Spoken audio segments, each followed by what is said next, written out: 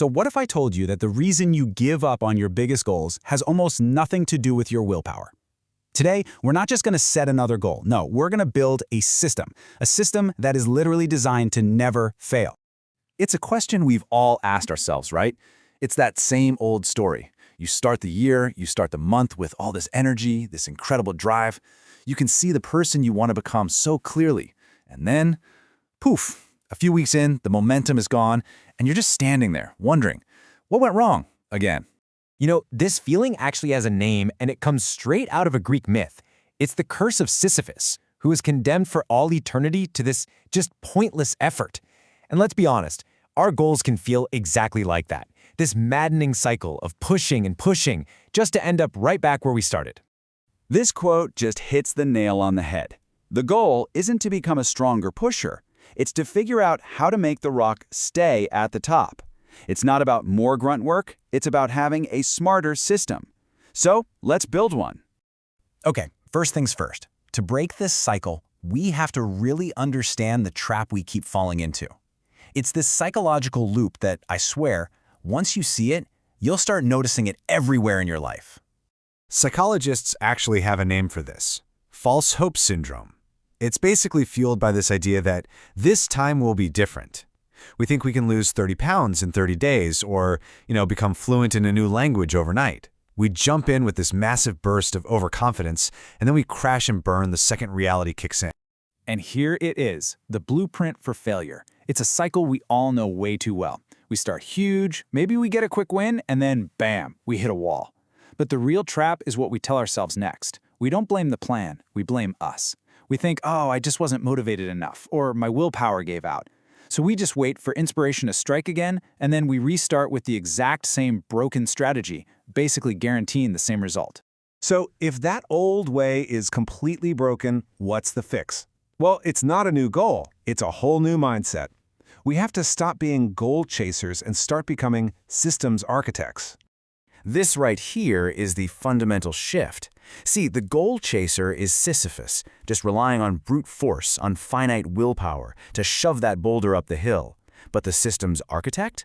They do something different. They don't just push the boulder, they reshape the hill itself. They build a path where success becomes the easiest option. Okay, this is the most important thing to get. I want you to stop blaming yourself for a lack of motivation or discipline. Your failures are a product of your system, not some flaw in your character. When you focus on building a better system, the results, they just start to take care of themselves. So why does systems work so well? It's simple, really. They tap directly into your brain's hardwired process for forming habits. Every single habit you have, good or bad, follows this exact loop. So a system isn't some big, complicated machine. It's just you intentionally designing these little neurological loops to make your goals automatic. You're basically hijacking your brain's own programming for your own good.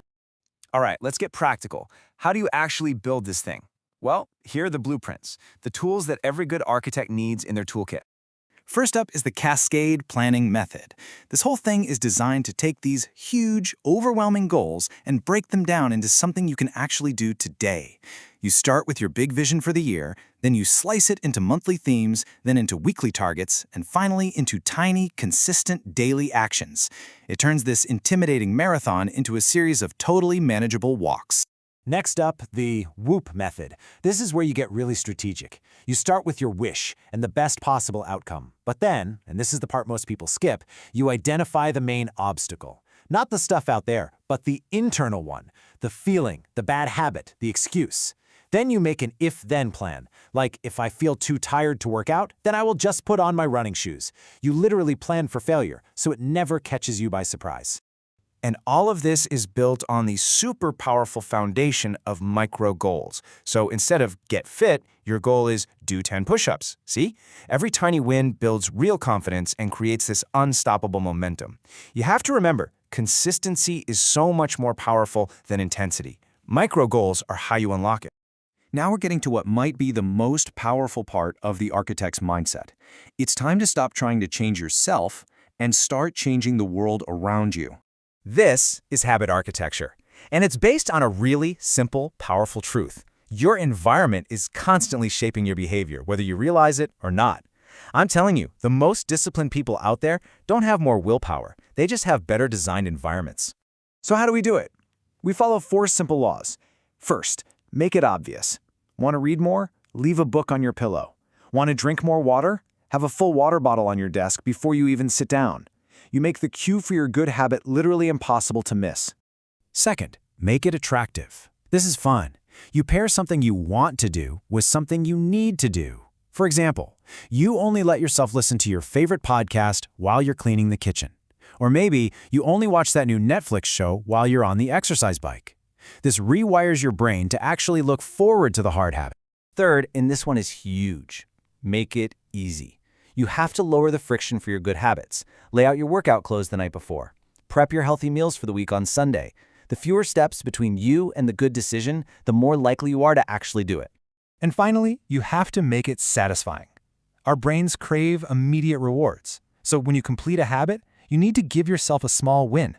Maybe you move a marble from one jar to another, or you get to put a big X on your calendar. This isn't silly. It gives your brain a little dopamine hit that says, hey, that was good. Let's do that again tomorrow. Look, an architect's job isn't over when the building is up.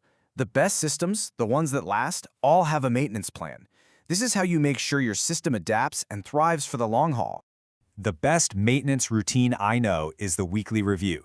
It's just this simple 30-minute ritual to keep your system running smoothly. First, you get clear. Clean out your inbox, your desk. Second, get current. Review what's coming up this week. And third, get creative. Give yourself a little space to think big picture. It's like a reset button that prevents your system from getting cluttered and keeps you focused. And if you need a reason to actually do it, here it is. Studies show that people who write down and regularly review their goals are 42% more likely to achieve them. That is not a small number. That is the difference between that boulder rolling all the way back down the hill and resting securely at the top.